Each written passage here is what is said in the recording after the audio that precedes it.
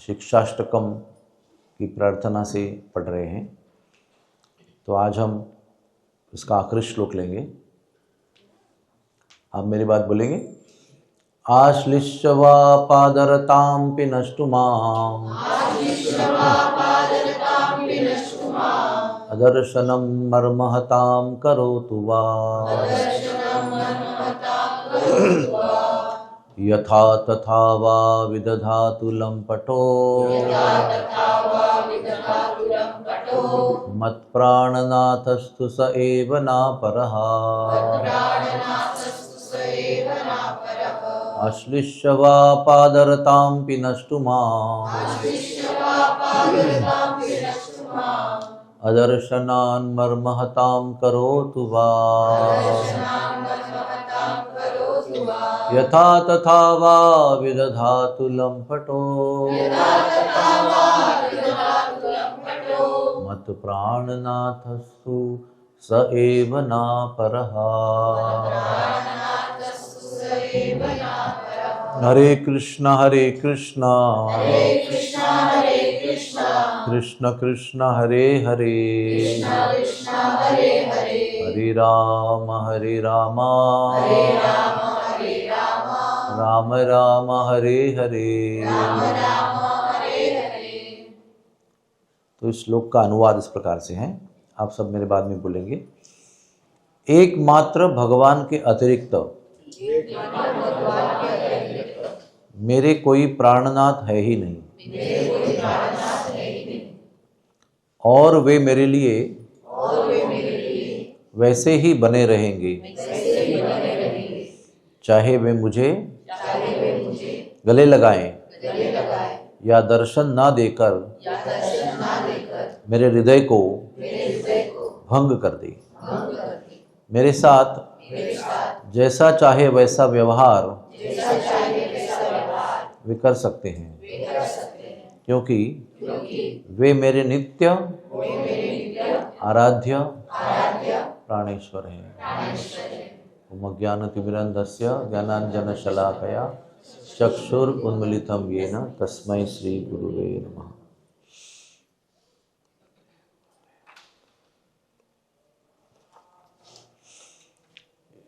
ये श्लोक हमारे भक्ति जीवन की चरम स्थिति है, द टॉप मोस्ट पोजिशन। इस पर प्रवचन करना एक तरह से हो सकता है आसान है, लेकिन इस पर अमल करना बहुत कठिन है। जैसे शुद्ध भक्ति भगवान किसी को देते नहीं है जनरली, प्रेम और भक्ति, क्योंकि उससे क्या होता है कि भगवान को अपने आप को उसके लिए देना पड़ता है, यानी भगवान उस व्यक्ति के दास बन जाते हैं। श्री कृष्ण आकर्षणी, ये जो स्थिति है, जब जैसे ही ये स्थिति को भक्त पहुंचता है इस अवस्था में, तो भगवान उस व्यक्ति के अपनी तरफ से दास बनते हैं। भक्त लोग चाहते नहीं कि वो मेरे दास बने, लेकिन भगवान अपनी तरफ से उस भक्त के दास बन जाते हैं, उसके विवश उसके वश में हो जाते हैं। तो इसलिए भगवान सहजता से ये स्थिति किसी को देते नहीं है। तो इसलिए, लेकिन ये स्थिति हमारा लक्ष्य है। हमारा जो चैतन्य महाप्रभु का आंदोलन है ना, वो बहुत क्रांतिकारी है। बाकी सारे जितने भी संप्रदाय हैं उसमें कृष्ण भक्ति और सब कुछ प्राप्ति का उद्देश्य तो है, लेकिन निरपेक्ष निस्वार्थ कुछ भी नहीं चाहिए, ये भी ठीक है कि बदले में कुछ नहीं चाहिए, लेकिन बदले में आप कुचल दो फिर भी हम आपके बने रहेंगे। ये जो है ना, ये क्रांतिकारी चीज़ है। जब तक हम कह रहे हैं कि ठीक है जो भी परीक्षा लेना है ले लो, लेकिन प्रेम भक्ति दे दो, लेकिन हम आपके तरफ से कुचले जाने के लिए भी तैयार हैं, फिर भी हम आपके रहेंगे, ये ज़रा कठिन बात है। बहुत कष्टों को ना आओ आओ बोलना ज़रा डिफिकल्ट है। इसलिए कुंती देवी महान है और हम लोग नहीं हैं क्योंकि कुंती देवी कहती है विपदा संतुता शश्वत तत्र तत्र जगत गुरु, हे भगवान वो सारे जो कष्ट आए थे ना वो दोबारा आने दो, आते रहने दो। बड़ा साहस लगता है, बड़ी हिम्मत लगती है ऐसे कहने के लिए।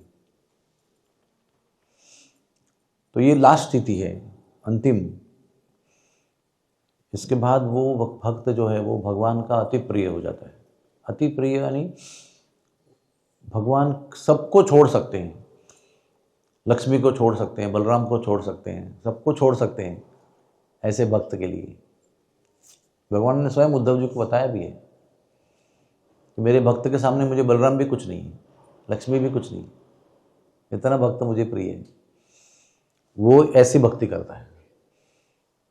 इसमें और एक चीज़ छुपी हुई है, वो ऐसी है कि जब इस भक्त स्थिति में आता है तो भगवान उसका उपयोग कर लेते हैं अपने लीलाओं में और आम जनता को उपदेश करने में उसका उपयोग कर लेते हैं। जैसे अर्जुन का उन्होंने उपयोग कर लिया, ऐसा लगा दिया लोगों को कि अर्जुन मुंह में आ गया। ऐसा लगता है सामान्य व्यक्ति, तो शरीर को अपना मानने वाला, दुनियादारी वाला, हाँ, धन से आसक्त, राज्य से आसक्त ऐसा व्यक्ति, ऐसा लगा दिया लोगों को, लगने को विवश कर दिया और उसके माध्यम से भगवत गीता सुनाया। फिर ब्रह्मा जी को तथाकथित मोहित कर दिया और हमको बड़ा बोध दिया और भगवान ने लीला भी बहुत सारा किया।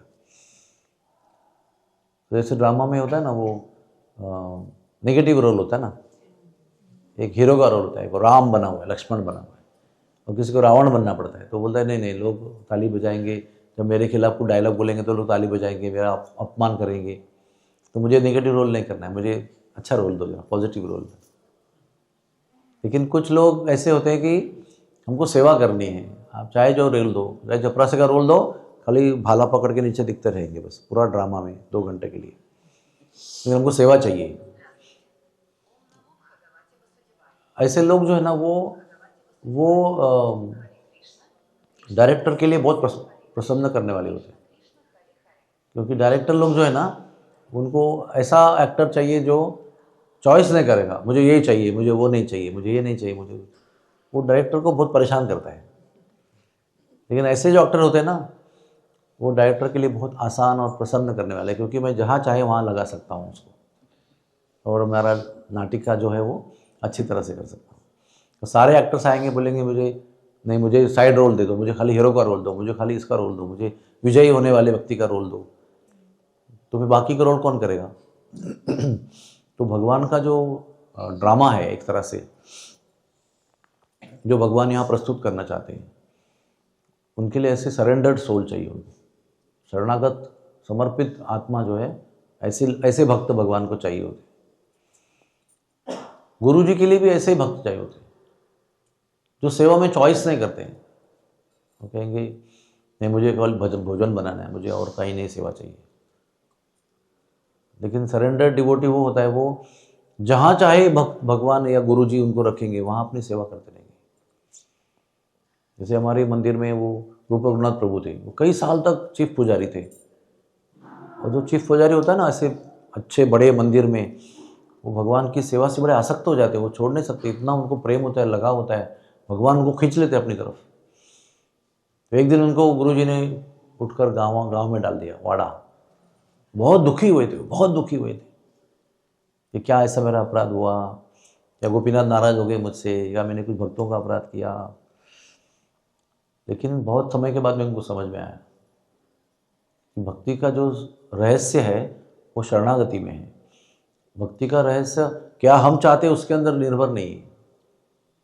हम तो बहुत कुछ चाहते हैं, भक्ति में भी हमारा इंडिपेंडेंट होता है, हमको ये चाहिए, हमको वो चाहिए। महाप्रसाद भी आएगा तो हमको लड्डू चाहिए, रबड़ी चाहिए, करेला नहीं चाहिए। भक्ति के अंदर भी ये सब होता है, इंडिपेंडेंस। लेकिन गुरु जी की सेवा में सबसे बढ़िया काम वो कर सकता है जो समर्पित होता है। किम करह ऐसे एक संकल्पना है। किम करह मतलब क्या करूं, उसको कोई चॉइस नहीं है कि मैं केवल भगवान आपको स्नान ही कराऊंगा, बाकी मुझे कुछ पता नहीं। किम करह मतलब आप जो बोलो वो करूंगा मैं, आप खाली बताओ क्या करना है। ऐसे भक्त भगवान को अति अति प्रिय होते। तो हम लोगों को सबको देखना है। ये जो शिक्षाशास्त्र का हम अभी हो सकता है 40 साल से पढ़ रहे हैं, और भक्ति विधान में उसको 28 साल से पढ़ रहे हैं। रोज़ सुबह एक बार तो पढ़ते ही हैं उसको। हमारे हॉस्पिटल के सारे स्टाफ, चाहे वो मेंटेनेंस के हो, इंजीनियर हो, मैनेजर हो, हाउस कीपिंग हो, ड्राइवर हो, सब लोगों को ये बाय हार्ट है। आपको आश्चर्य होगा क्योंकि रोज़ गाते हैं उसको। लेकिन उसको समझना भी ज़रूरी है। कि इसको ही क्यों गाते हैं, ब्रह्म संहिता क्यों नहीं गाते रोज हमारे हॉस्पिटल में। क्योंकि ऐसा शास्त्र है, ये शास्त्र ही है कि ग्रंथ ही है, एक 8 श्लोकों का ग्रंथ है, सबसे छोटा और सबसे पावरफुल। इसके अंदर सब कुछ है, हमको किस रास्ते से जाना है, कैसे जाना है और किसकी सहायता से जाना है, सबका वर्णन दिया है उसके अंदर।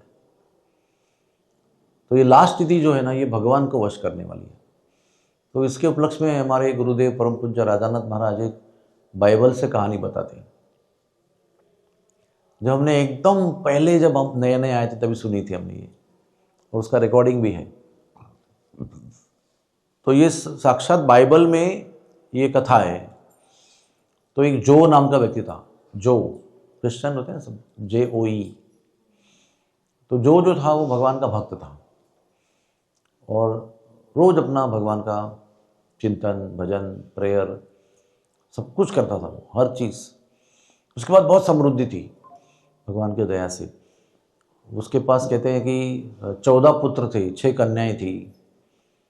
उसके पास 14,000 ऊँट थे, 12,000 गधे काम करने के लिए थे, बहुत सारी गायें थी, बहुत सारी प्रॉपर्टी थी, बहुत सारी खेती थी।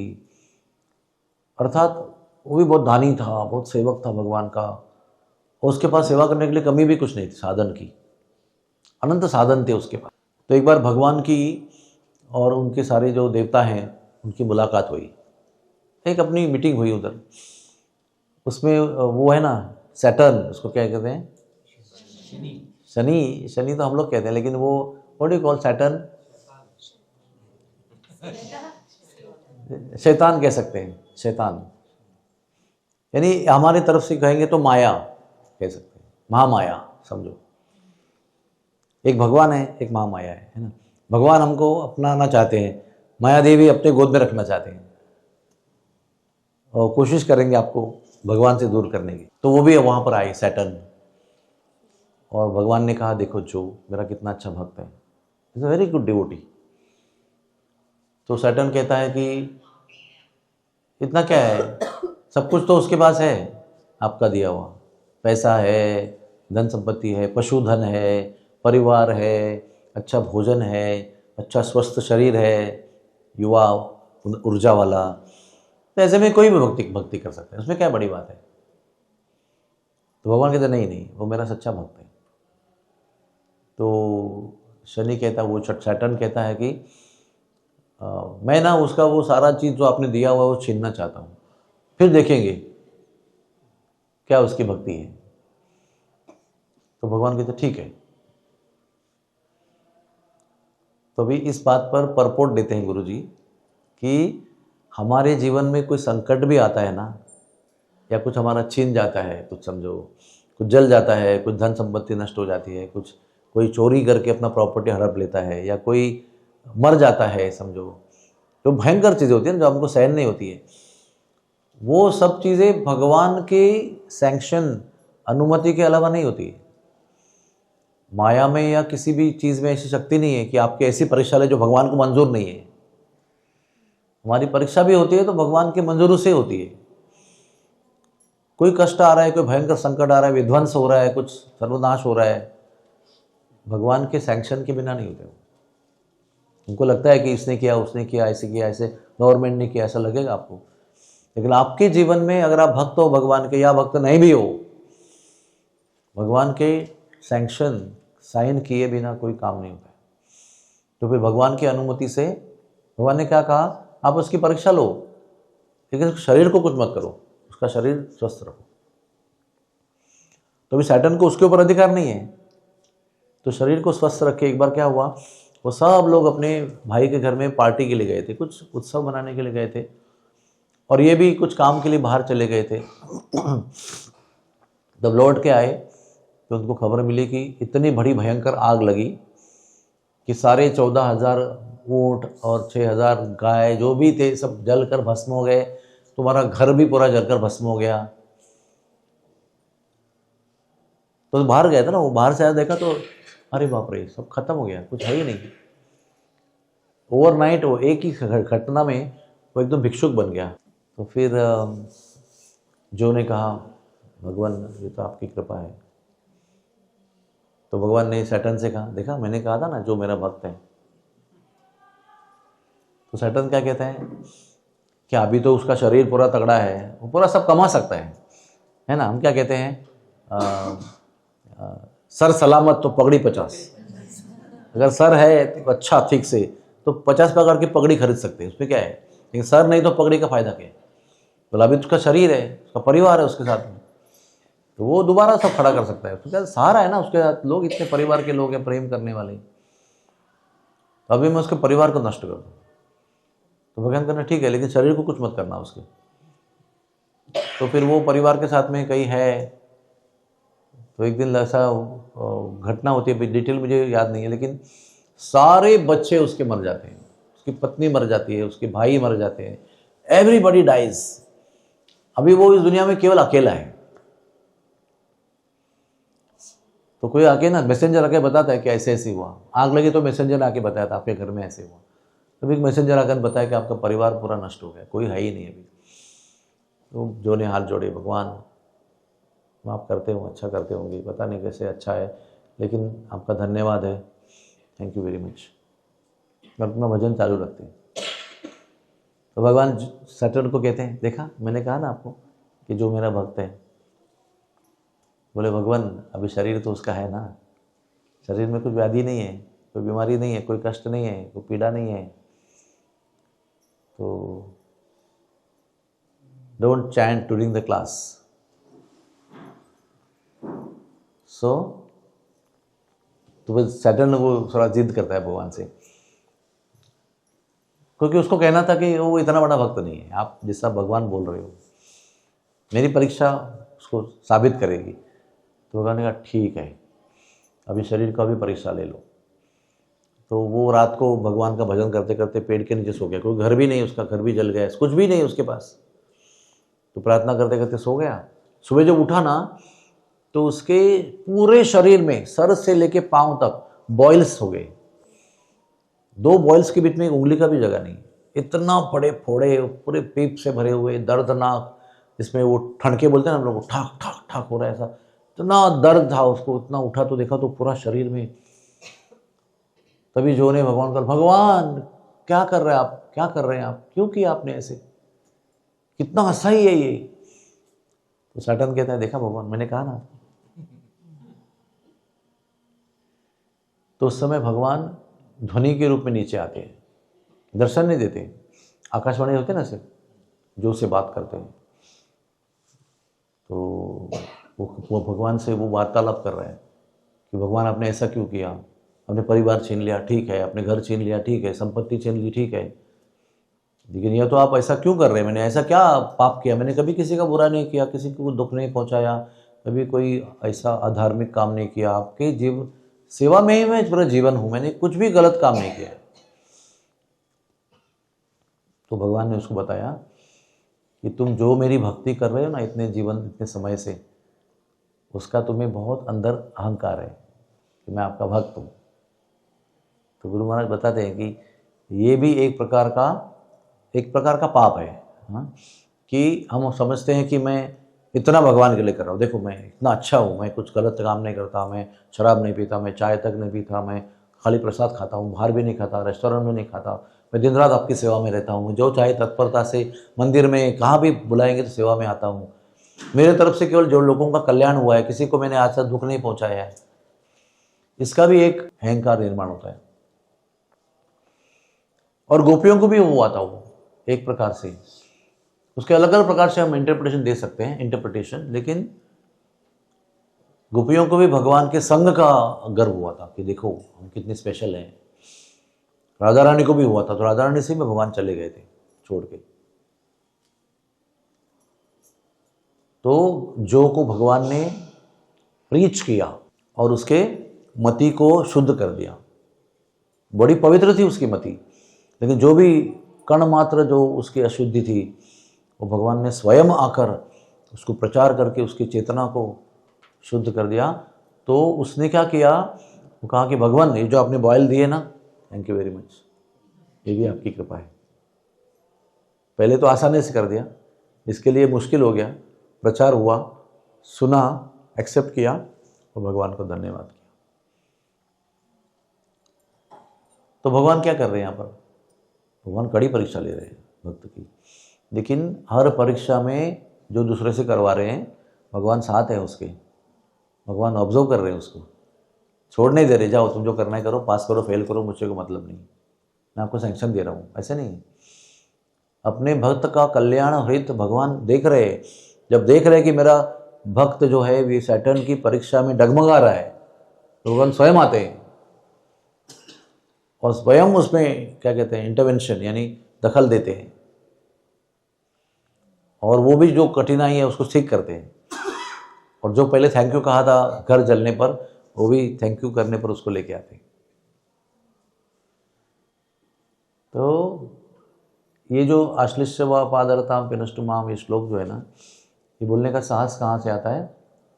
यस माय लॉर्ड कहने से। और यस माय लॉर्ड भगवान के लिए हम कब कह सकते हैं? जब हमको ये पूरी निष्ठा है कि भगवान जो भी करते हैं बुरा नहीं करते हैं, अच्छा ही करते हैं। भगवान की तरफ से कुछ भी होता है वो हमारे लिए कभी बुरा नहीं होता है, और जो भी होता है वो उनकी इच्छा से होता है, और जो भी होता है हमारे कल्याण के लिए होता है। दो चीज़ें ना इसके अंदर, एक चीज़ है बुरा हो रहा है अच्छा हो रहा है, उनकी इच्छा से हो रहा है, और जो बुरा हो रहा है अच्छा हो रहा है वो अच्छे के लिए हो रहा है। अच्छा हो रहा है तो अच्छा हो रहा है समझना कोई मुश्किल बात नहीं है। समझो आपको सडनली भी बरसाने में सेवा किया और बॉम्बे जाते 1 करोड़ का प्रॉपर्टी मिल गया समझो आपको, तब बोलेंगे राधा रानी का सेवा किया ना, देखो भगवान ने कितना कृपा किया। लेकिन वास्तव में वो की कृपा नहीं है, लेकिन आप लोग सोचेंगे कि देखो मैंने किया ना, अच्छा हो गया। और समझो आप इधर सेवा करके मुंबई जा रहे हो, हाँ कृष्ण करे राधा रानी करे ऐसा ना हो, लेकिन आते वक्त जाते वक्त रास्ता में आपका एक्सीडेंट हो जाता है, तो आप कहेंगे क्या मैं इतना सेवा किया, इतना दिन से यहाँ पर सेवा कर रही हूँ, और ऐसा क्यों होना चाहिए था? ये सेवा करने पर भी ऐसा होगा तो सेवा करके फायदा क्या है? सेवा करके फायदा क्या है, ये जो प्रश्न है ना, ये बहुत इंपॉर्टेंट प्रश्न है, क्योंकि वो फायदे या नुकसान के लिए थोड़ी हम सेवा कर रहे हैं। तो सेवा सेवा के लिए कर रहे हैं, सेवा का अन्य कोई प्रयोजन नहीं होता है। सेवा केवल सेव्य को प्रसन्न करने के लिए होती है, सेवा केवल सेवा के लिए होती है। ये हमारी सोच है, हम लोग गणित करते रहते हैं कि ये ऐसा होगा तो ऐसा होना चाहिए। भी मैं इतना जप कर रही हूँ, मैं इतना सेवा कर रही हूँ, इतना समर्पित हूँ, जो चाहे करती हूँ, तो मेरे जीवन में ऐसा कैंसर नहीं होना चाहिए, फिर ऐसा घर जलना नहीं चाहिए, ये इतना भयंकर काम नहीं होना चाहिए। ये क्यों होना चाहिए? बाकी आप मुझे बुखार दो, टाइफाइड दो, चिकन पॉक्स दो, ठीक है मैं समझ सकता हूँ, लेकिन ये भी घर जला दिया, बच्चे को मार दिया, पिताजी को ख़त्म कर दिया, पति का देहांत कर दिया, गांव का प्रॉपर्टी कोई चोरी करके लेके गया, ये जो स्थिति है ना, ये बहुत कठिन स्थिति होती है। वो अपने आप के अंदर के जो सत्व है, आपका जो अंदर का जो अस्तित्व है, उसको चैलेंज करती है। वो आप भक्ति करते हो ना, देखो देखता हूँ मैं कितनी भक्ति करती हूँ, फिर वो डगमगा जाता है। जीवन भर स्थिर रहा वो पत्थर की तरह, लेकिन अभी वो डामाडोल हो रहा है। यहाँ तक कि युधिष्ठिर महाराज ने भी कृष्ण को प्रश्न पूछा एक समय पर कि भगवान आपने इतने कष्ट क्यों दिए? अच्छे थे हम लोग राज दरबार में, उधर युवराज के रूप में हम लोग रोज दान धर्म करते थे, संतों का हजारों की संख्या में संग करते थे, उनकी सेवा करते थे, उनको खाना खिलाते थे, क्या नहीं करते थे हम लोग। वो सारा उखाड़ के आपने हमको जंगल में डाल दिया, अभी सेवा ही नहीं कर पा रहे। तो सेवा करना अच्छा है कि सेवा न कर पाना अच्छा है? एक अपना मन बोल रहे हैं। भगवान ने क्या कहा? यस्सा हम अनुगुणामी, क्या है वो? हरिष्ये तद धनम शनै। हरिष्ये यानी जिस पर मैं कृपा करता हूं उसका सब कुछ मैं छीन लेता हूं। तो हो सकता है आप सब लोग क्लास में से उठ के भाग चुके हो, नहीं चाहिए मुझे ऐसी कृपा, डोंट वांट दिस मर्सी, इस प्रकार की कृपा नहीं चाहिए। आपको दे दो अच्छा तो ठीक है, नहीं भी तो चलेगा, लेकिन तो सब जो भी है वो छीन लेंगे तो वो कैसे चलेगा? तो हमारी ना एक गुड़ी गुड़ी कल्पना होती है भक्ति की, कि भक्ति मतलब तो अच्छा होना चाहिए। मैं गरीब है वो तो आमिर होना चाहिए, मैं कुरूप रहेगा तो सुंदर होना चाहिए, और मैं कुछ भी नहीं हो तो मैं प्रसिद्ध व्यक्ति होना चाहिए, मेरे पास कोई पढ़ा लिखा नहीं हो तो कुछ विद्या प्राप्त होनी चाहिए, यानी अच्छा होना चाहिए। भक्ति यानी अच्छा होना चाहिए, वो एक स्तर की भक्ति है। लेकिन भक्ति वहां पर रुकती नहीं है।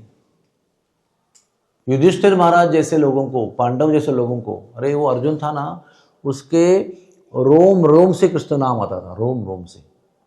युधिष्ठिर को पता नहीं था कि गीता उसको क्यों सुनाई।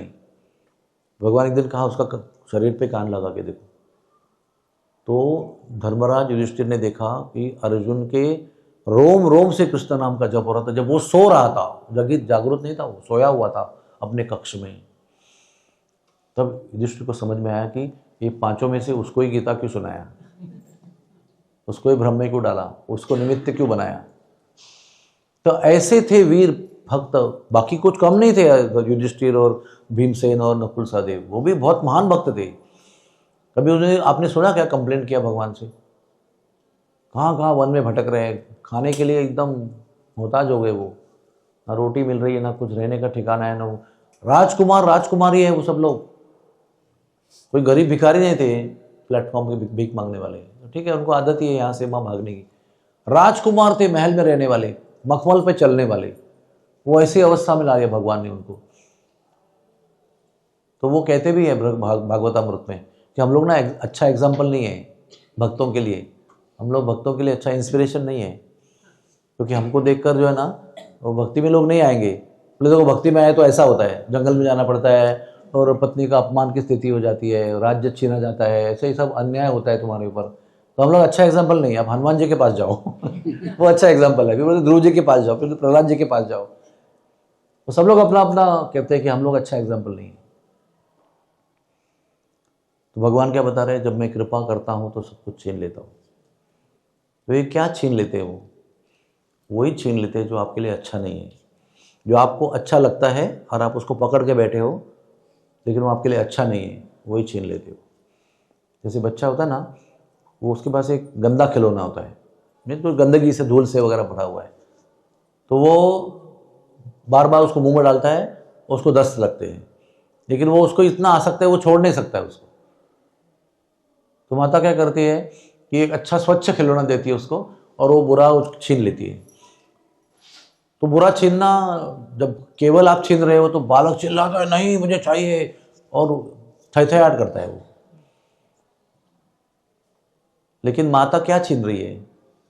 उसकी प्रिय वस्तु है, लेकिन उसके लिए वो अच्छी नहीं है, उसके सेहत के लिए, उसके अस्तित्व के लिए, उसके जीवन के लिए वो हानिकारक है, इसलिए माता छीन रही है। और बालक को लग रहा है माता बड़ी दुष्ट है, मेरे प्रिय खिलौने को छीन रही है। लेकिन माता दुष्ट नहीं है, वो कल्याण सोचती है, आपका प्रेम करती है आपके ऊपर। तो ऐसे ही भगवान वो चीज़ आपसे छीन लेते हैं जो आपको अच्छी लगती है, लेकिन आपके लिए अच्छी नहीं है। जैसे पैसा, किसको अच्छा लगता नहीं बताओ? सबको पैसा चाहिए, लेकिन पैसा जो है, जहाँ तक पैसे में अटैचमेंट है, पैसा होने में तकलीफ नहीं है, पैसे में आसक्ति जो है ना वो कष्ट में होती है। तो भगवान अगर उसको छीन लेते हैं तो आप बोलेंगे भगवान बड़े दुष्ट हैं। ऐसे भी कोई परीक्षा होती है, इतना अच्छा भजन कर रहा था, इतना ध्यान से करता था, अब मेरा ध्यान लगता ही नहीं भजन में। तो ये क्या अनुकूल से कृष्ण संकल्प है क्या? अनुकूल संकल्प ये भक्ति के लिए थोड़ी अनुकूल है, ये तो बड़ा प्रतिकूल है। लेकिन जो भगवान कर रहे हैं, अगर प्रतिकूल लग रहा है तो उसको अनुकूल समझने के लिए भी टाइम लगता है, वो भी एक तपस्या है। जो बहुत कठिन लग रहा है आपको, वो मेरे कल्याण के लिए, ये समझना भी बहुत बहुत बहुत कठोर परीक्षा का समय है। अभी आप सब लोग अपने मन में विचार करते होंगे कि मेरे जीवन में जो अप्रिय घटनाएं कितनी कितनी हो गई है, ये अच्छा नहीं हो रहा है, ये मेरे घर में किसी की डेथ हो गई, वो क्यों हुई, वो अच्छा नहीं होना नहीं चाहिए था। वो हम लोग भक्त हैं, हमारे घर में ऐसा क्यों होना चाहिए? अकाल मृत्यु या प्रिय व्यक्ति की मृत्यु, धन संपत्ति का नाश, या हमारे बालक हमारे मन मानते नहीं है, जो भी मन मर्जी करते रहते हैं, या पड़ोसी हमारे जो चाहिए वैसे नहीं है। क्यों नहीं भगवान हमारे लिए अनुकूल स्थिति को निर्माण करते हैं, या शांति की स्थिति निर्माण करते हैं, अशांति निर्माण न हो। ऐसा होता है ना, कम से कम धन मत दो भगवान, शांति तो दो कम से कम, अशांति क्यों दे रहे हो, इतना तड़पा क्यों रहे हो? तो ये हर स्थिति में, हर प्रकार की स्थिति में जब हम प्रयत्न पूर्वक भगवान को धन्यवाद देते हैं, थैंक यू माय लॉर्ड, तब जाकर हमको वो सब समझता है कि ये सब अच्छे के लिए था। वो पता है ना उसको कहानी, वो अकबर का उंगली कट गया था फल खाते खाते, तो बीरबल ने कहा अच्छा हुआ, जो भी होता है अच्छे के लिए होता है। तो बहुत गुस्सा आया उसको, जेल में डाल दिया उसको। तो क्या समझता है अपने आप को? राजा का उंगली कटा, अच्छा हो गया। फिर जब जंगल में वो बलि जाते जाते बच गया तो उसको समझ में आया, बाद में आके तुरंत उसको रिहा कर दिया। जब बच गया, उसको बलि देने वाले थे लेकिन उसका अंग कटा हुआ था, तो वो भंग अंग में बलि देते नहीं है, योग्य बलि का ये वस्तु नहीं है, तो छोड़ दिया उसको। तो वह भाग के आके अर्जुन बीरबल को फ्री कर दिया उसने, और पूछा कि मेरा उंगली तो कट गया है, मेरे लिए कैसा अच्छा था, मुझे अभी समझ में आया, देर लगी, लेकिन तुमको जेल में ला रहा वो कैसे अच्छा हो गया? तो बोलता है हर समय पर शिकार खेलने में आपके साथ जाता था, और आपकी उंगली कटी होती और मेरी नहीं होती तो मैं बलि चढ़ता, तो आपने मुझे जेल में डाल दिया, वो अच्छा हो गया मेरे लिए। लेकिन क्या है ना कि कोई बुरी घटना होती है तो वो बुरी लगती है, पहले वो बुरी लगती है, वो अच्छी है वो समझने के लिए जैसे अकबर को टाइम लगा वैसे हमको भी टाइम लगता है। अभी बीरबल को जब जेल में डाल दिया तब वो एक उसकी अनुभूति है, एक श्रद्धा है, निष्ठा है, उससे वो कह रहा है कि जो हो रहा है अच्छा हो रहा है, भगवान की इच्छा से हो रहा है। लेकिन क्यों अच्छा हो रहा है और कैसे अच्छा हो रहा है तब बीरबल को पता नहीं था। जब अकबर भाग भाग के आके कहानी बताया ऐसे ऐसे, तब बीरबल को भी समझ में आया कि अगर मैं उनके साथ में होता तो मैं कट जाता, ये जेल में डाल के गए तो बच गया मैं। तो हमारे लिए भी जब कोई दुर्घटना होती है ना तो उस समय तो बुरा ही लगता है, लेकिन वो बुरी घटना हमारे लिए अच्छी घटना है, ये समझने के लिए भी टाइम लगता है। और वो भी समझता तब है जब आप कुछ समझने को तैयार हो, सच्चाई जानने को आप तैयार हो। आप अगर बोलते नहीं ये तो बुरा ही है, ये भगवान क्यों करते हैं ऐसा, ये मुझे आशा नहीं थी जब मैंने भक्ति शुरू की थी कि ऐसा भी मेरे जीवन में होगा, अगर ऐसा होता है तो ये बुरा ही है, ऐसा अगर आप फिक्स रहेंगे तो वो कैसे अच्छा है वो आपको समझ में कभी नहीं आएगा। आपका अगर माइंड ओपन है कि भगवान मैं समझता नहीं हूँ लेकिन आप मुझे समझा दो कि ये कैसे अच्छा, मुझे बड़ा दुख हो रहा है इससे, कि आप भगवान आप तो सब अच्छा ही करते हो तो ये भी समझा दो अच्छा कैसे, तो वो आपको समझाने का मौका देंगे। अगर आप उससे जूझते रहेंगे ना, नहीं नहीं नहीं अगर ये मेरे घर में अगर मेरे बालक की, मेरे पिता की, माता की मृत्यु हो रही है, मेरे प्रिय माता की मृत्यु हो रही है तो ये खराब ही है, ये अच्छा ही है ही नहीं, तो फिर आपको भगवान भी बचा नहीं सकते। क्योंकि जब बचने के लिए हम तैयार होते हैं तब भगवान बचा सकते हैं। हम अगर तैयार नहीं है, इन अदर वर्ड्स अगर हम भगवान की कृपा के लिए तैयार नहीं है तो कृपा नहीं आती है। जब जब आपकी योग्यता होती है तो कृपा रेडी है आपके लिए, लेकिन आप उसके लिए रेडी नहीं है तो कृपा सैंक्शन है, वहाँ रखी हुई है, आपके पास पहुंचती नहीं है। तो भक्ति का जीवन जो है ना वो शुरू में बहुत गुलाब जाम जैसे होता है, खाते रहो खाते रहो, रूपा जी देते थे खाते रहो खाते रहो। एक बार जैसे ये अभी आपकी यात्रा है ना, सेवा में 8 दिन के लिए आ रहे हैं, क्योंकि महाराज जी के साथ आ रहे हैं, इतना आनंद आता है, इतना आनंद है, क्योंकि सारी जो कृष्ण कॉन्शियस एक्टिविटीज़ है ना वो भर भर के हमको मिलती है। प्रसाद, बेस्ट तरीके का प्रसाद, बेस्ट काइंड ऑफ कीर्तन, 10,000 लोग एक साथ नाच रहे, कहीं मिलेगा क्या आपको? कोई गोपीनाथ मंदिर में तो 2,000 में पैक हो जाता है, ऐसा हाथ भी नहीं ला सकते। 10,000 लोग पंडाल में नाच रहे एक साथ, 10,000 दीपक चल रहे हैं, यात्राएं जा रही है, कथाएं बहुत बेस्ट कथा है, महाराज जी की 3 घंटा, भक्तों के 1-1 घंटा, कहाँ कहाँ जाके अद्भुत स्थानों में दर्शन कर रहे हैं, और रहने की व्यवस्था, आने की व्यवस्था, जाने की व्यवस्था, इतना बड़ा इंतज़ाम, इतना बड़ा किचन, उसके बारे में इतने अच्छे अच्छे पदार्थ खिला रहे हैं। तो आपको लगता है कि अभी मैं यहीं जगह लेके रह जाता हूँ। एक बार वहाँ जगह लेके आप रह गए फिर चालू होता है रियल पिक्चर, वो सब एडवर्टाइजमेंट रहता है, आओ। तो उसके बाद में आपने अगर ले लिया घर, यहाँ पर रहन बसेरा कर लिया, तो फिर आपका जीवन पूरा बदल जाता है। फिर वो कहाँ गया प्रसाद, वो कहाँ 10,000 लोग का कीर्तन, वो सब किधर तक है, वो स्टैटिक एक्सपीरियंस कहाँ गया वो सब। अभी भगवान आपको अपनी गोद में ले रहे हैं। जैसे कोई पत्थर आ गया ना, समझो अभी आपको पत्थर आ गया है, उसका मूर्ति बनाना है, तो क्या ऐसा पूरा नरम नरम कॉटन घुमा के मूर्ति बनती है क्या उसकी? उसको कीला और हथौड़ा से ठोकते हैं अच्छी तरह से। मराठी में कहावत है, टाकीचे घाव सोसल्याशिवाय देव पण येत नाही। वो पत्थर को अगर भगवान के रूप में, भगवान बनकर उसका पूजन होना है तो उसको अनंत हजारों करोड़ों किले के घाव जो है ना, वो क्या कहते हैं, अटैक सहना पड़ेगा उसको,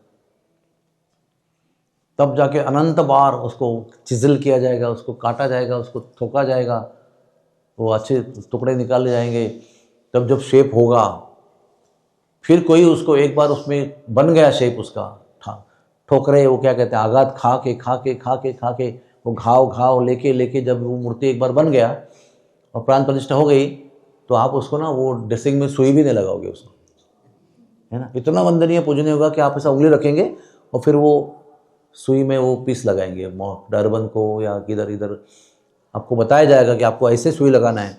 किसी भी तरह से भगवान के शरीर को वो सुई चुभना नहीं चाहिए। लेकिन वो कब होता है, इतना सारा करोड़ों घाव सहने के बाद में वो पत्थर को मूर्ति स्वरूप प्राप्त होता है। तो हम भी उस वो बड़े पत्थर की तरह है। भगवान ने आपको गोद में लिया है और उसका काम शुरू कर दिया है। जब काम शुरू कर दिया तो कष्ट होना ही है।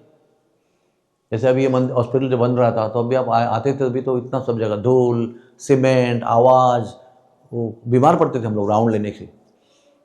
अभी आपको कितना अच्छा लग रहा है, सब लाइट लग रही है, ब्यूटीफुल डेकोरेशन है, इतना सब कलर कॉम्बिनेशन, यहाँ से सूरज आ रहा है, वहाँ से सैफरन रंग का बिल्डिंग, इतना सुंदर लग रहा है। लेकिन उसके पीछे कितना आतंक एक प्रकार से हुआ है, कितना कष्ट हुआ है। उसी प्रकार से भक्त एक बार इस स्थिति में आ गया तो फिर उसको दुख होता ही नहीं है, लेकिन यहाँ से लेकर यहाँ आने तक बहुत दुख होता है। चेतो दर्पण मार्जनम से लेकर आश्लिष्यवा पादरताम के बीच में रास्ता जो है ना, वो बहुत खड़तर, मतलब बहुत कष्ट वाला है। लेकिन प्रश्न एक ही है, आर वी रेडी? क्या हम तैयार हैं उसके लिए? अगर तैयार नहीं है तो चौथे स्टेशन पर, पांचवें स्टेशन पर आप रुक सकते हैं, वहीं पर रह सकते हैं। लेकिन आपको अंतिम गंतव्य स्थान तक जाना है तो पहले मन की तैयारी करनी पड़ेगी। कृपा कोई आसान वस्तु नहीं है या कोई सस्ती वस्तु भी नहीं है तो भगवान कृपा दे दो, कृपा मिल गई, ऐसा नहीं होता है। वो दिन यहाँ पर सुखाव माता जी बता रही थी, इतना सुंदर प्रवचन दिया उन्होंने कि कृपा, उसकी भी हमारी एक व्याख्या होती है, कृपा ने ऐसे आनी चाहिए। हमारी भी एक आइडिया होती है कि कृपा ऐसे आनी चाहिए, आई वॉन्ट कृपा लाइक दिस, कि मुझे बरसाने जाने मिले, मुझे गोवर्धन जाने को मिले, मुझे वो उस तरह से उधर जगन्नाथपुरी जाने को मिले, फिर मुझे मंदिर में मेरी पसंद की सेवा मिले, मुझे गुलाब जाम बनाना अच्छा लगता है तो मैं गुलाब जाम बनाने की सेवा भगवान को करूँगा। ये सब हमारा एक ढांचा है, हमने मन में बना के रखा है। हम लोग भक्त के होने के पहले भी अपना एक ढांचा तैयार रहता है कि मुझे ऐसा जीवन जीना है, और भक्ति में आने के बाद भी अपना एक फिक्स रहता है कि मुझे ऐसे करना है। और अगर आप रियली सीरियस भक्त हो तो आपको पता चलेगा कि मेरे मन के सारी व्याख्याओं के विपरीत ही काम यहाँ हो रहा है। जैसे सन्यासी थे प्रभुपाद जी के, प्रभुपाद जी ने उनको वृंदावन के डाल दिया कंस्ट्रक्शन के अंदर ईंटें गिनने के लिए। तो प्रभुपाद जी ने उनको बोला, प्रभुपाद मैं सन्यास क्यों लिया? मैंने सोचा मैं भजन करूंगा, सब कुछ त्याग दिया, परिवार, पत्नी, पैसा, घर सब त्याग दिया, और आपने मुझे आके उसी में डाल दिया वापस प्रपंच में। ये जो हमारा अपनी मन गढ़ंत कल्पना है ना, इसको त्यागना जरूरी है बहुत। भक्ति में जो अपना स्वत्व है ना, मेरा मन क्या कहता है, इसको एक दिन छोड़ना पड़ेगा हमको। शुरू में भक्ति में आनंद के लिए क्या कहते हैं उसको, प्रेरणा के लिए अनुकूल घटनाएं आवश्यक है, ताकि आपको वो अंदर खींच लेगा। एक बार आपके मन के जैसा होते गए तो आप प्रेरणा प्राप्त करके बहुत जोरदार भक्ति करेंगे।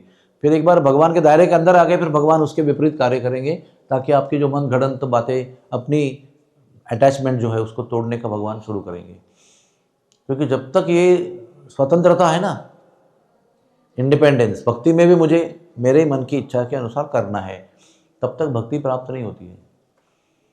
जब सारा विपरीत होता है तो मन को एक बार मारना पड़ता है, और उसको भी हम स्वीकार करते हैं, yes my Lord, thank you, तो उसके बाद भक्ति प्राप्त होती है। क्योंकि पहले आपको बताया कि भक्ति भगवान इतना डिफिकल्ट में क्यों देते हैं, क्योंकि बाकी चीज क्या कहते हैं, धन चाहिए ले लो, यश चाहिए ले लो, पैसा चाहिए ले लो, क्या चाहिए आपको, विद्या चाहिए, सौंदर्य चाहिए, लंबा आयु चाहिए, स्वर्ग में जीवन चाहिए, ले लो ले लो ले लो, तुरंत तुरंत दे देते हैं। लेकिन भक्ति का मतलब क्या होता है, अपने आप को देना। मेरी एक वस्तु निकाल कर आपको देना ओके है, मेरे लिए इजी है, मुझे ही आपको देना है समर्पित, और आपका हो जाना है, और आपका दास बनना है, और वो आपके इशारे पे चलना है, तो 10 बार सोचते हैं।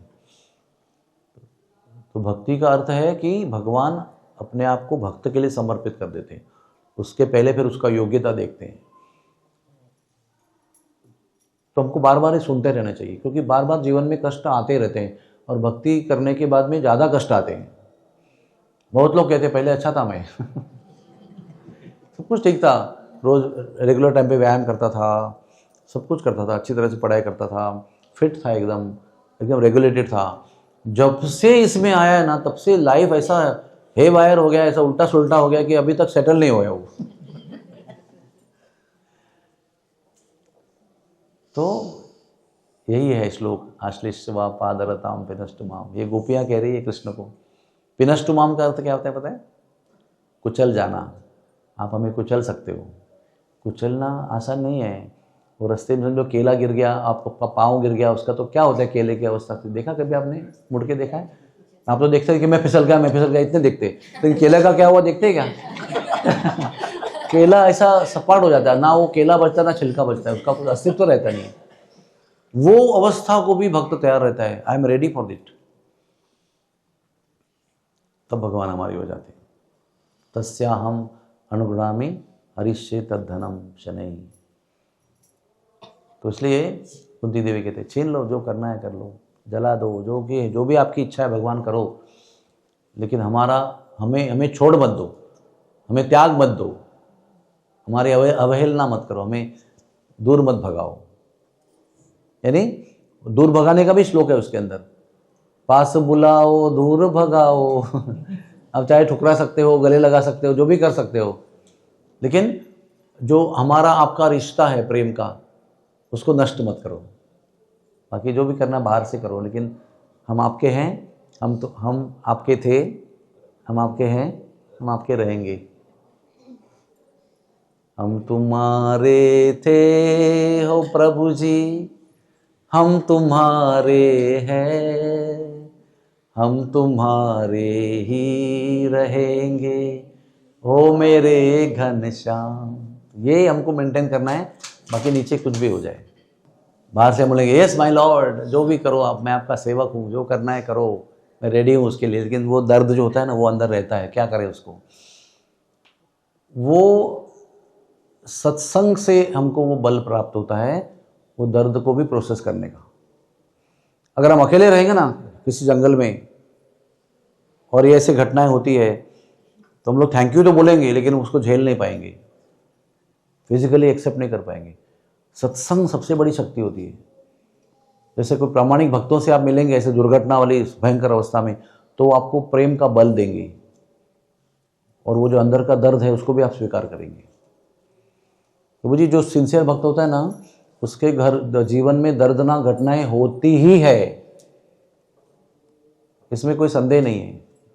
Anybody who is a true honest sincere devotee of the Lord, he will undergo difficulties. लेकिन वो सभी डिफिकल्टियों से हम लोग अच्छी तरह से गुजर जाते हैं जब तक अच्छे भक्तों का संग होता है।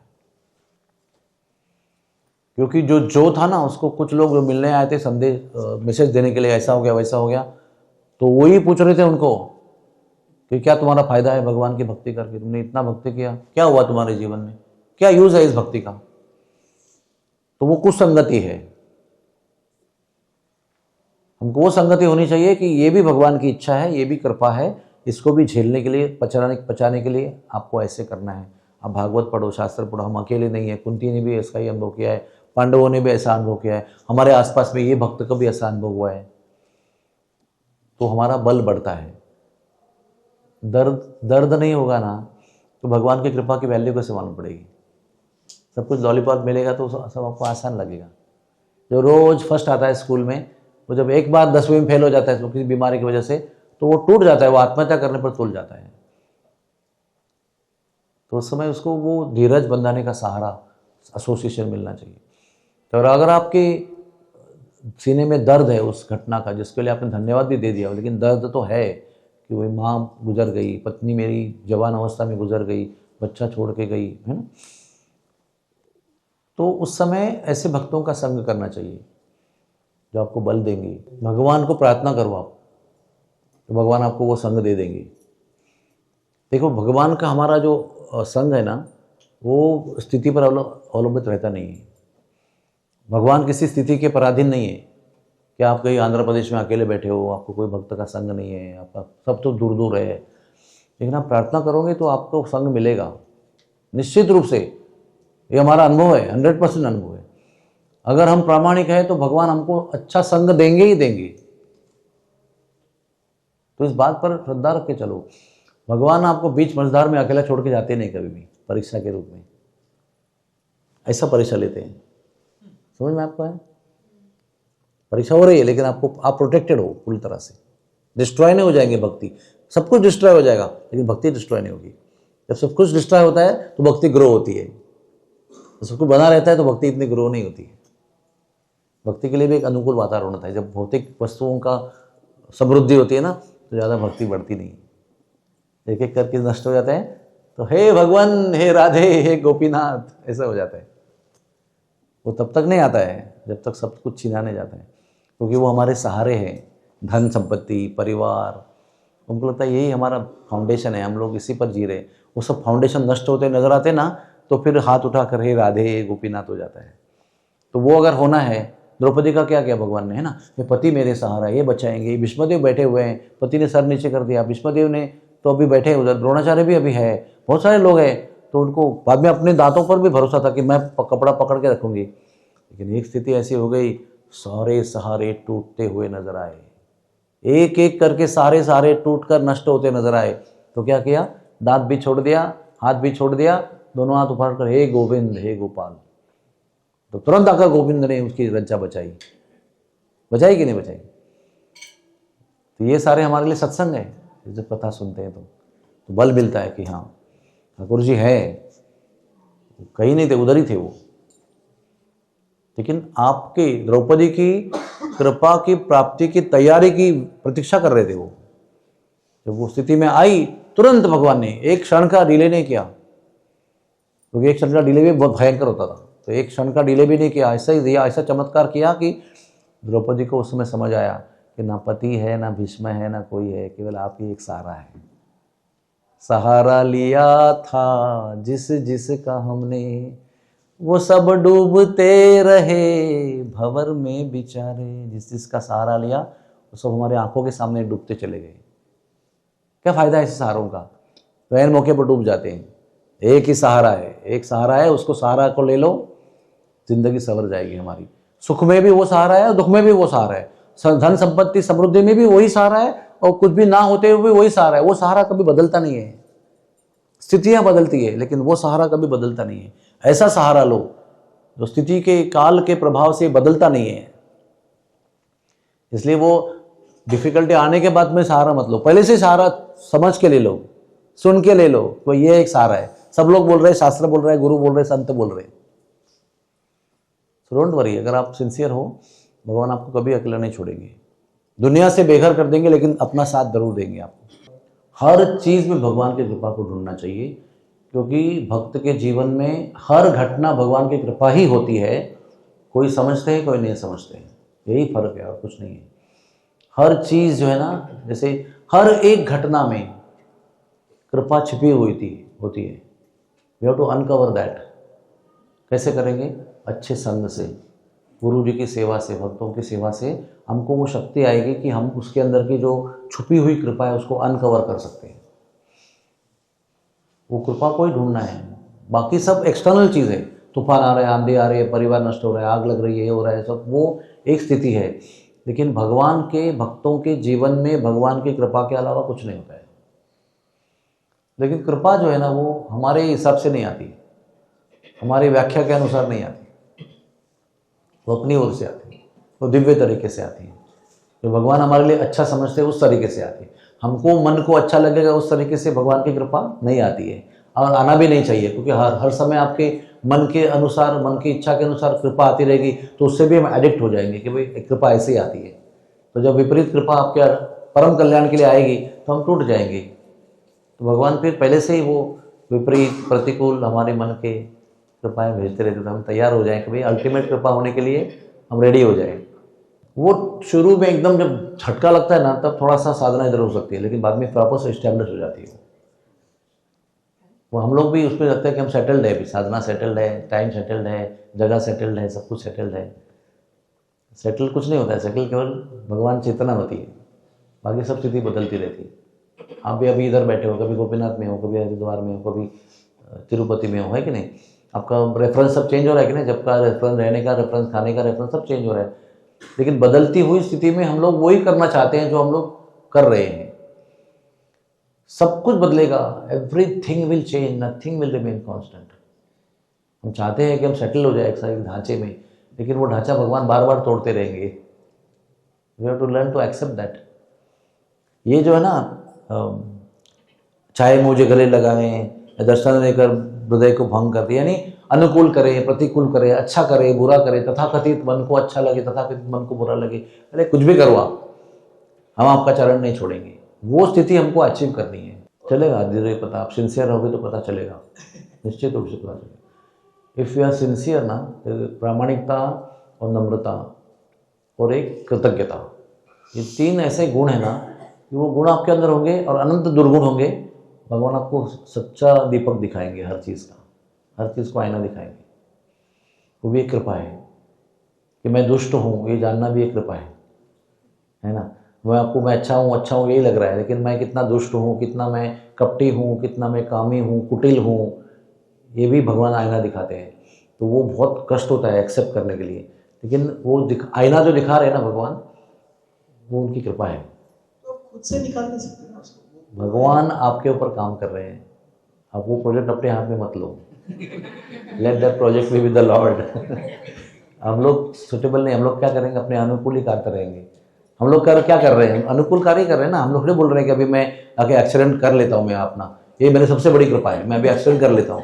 वो ऐसा नहीं होता है, वो भी आपके नियंत्रण में हो रहा है। जब वो अपने नियंत्रण के बाहर होता है ना, तभी उसको झेलने की टेस्ट होती है हमारी। आपने प्लान करके कुछ किया तो उसमें टेस्ट क्या है? टेस्ट भगवान की ओर से आते हैं। भगवान ये सब कार्यक्रम जो है ना शुद्धिकरण का, भगवान करते हैं। Thank you. ओके, बहुत बहुत धन्यवाद सबका। हरे कृष्णा कृष्ण कृष्ण हरे हरे, हरे राम राम राम हरे हरे। सो फाइनली जो हो रहा है अच्छे के लिए हो रहा है। भगवान जो भी कर रहे हैं अच्छा ही कर रहे हैं।